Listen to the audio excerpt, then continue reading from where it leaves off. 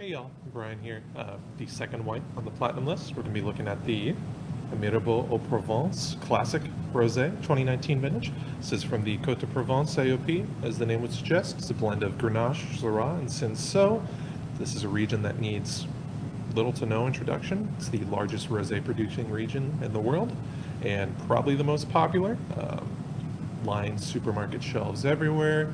Tons of celebrities have gotten their names in. If you might remember from the November wine list, I believe, we had the the LVE Rosé, which is of course John Legend's vineyards, but we're also talking about Bon Jovi, Brangelina.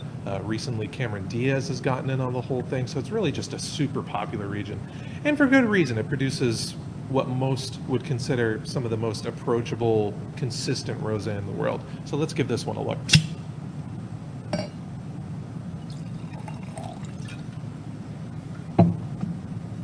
So when we look at the color here, we're looking at pretty quintessential colors of pale copper.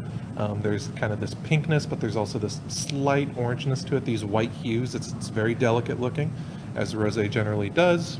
We give this guy a whiff.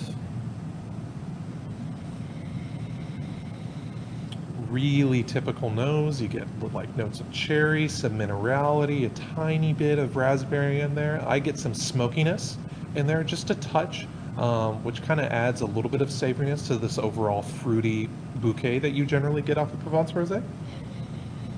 And let's give it a taste.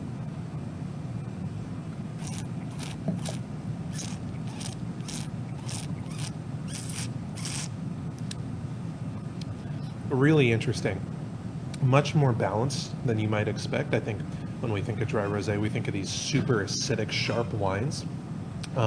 But this is not that at all. The acidity is really quite restrained, and there's a little bit of creaminess to the texture that just adds some richness overall. That being said, you get these lovely strawberry notes and cherry notes on the nose, a little bit of that minerality that was mentioning earlier. Yeah, just a really, really solid example of Provence Rosé.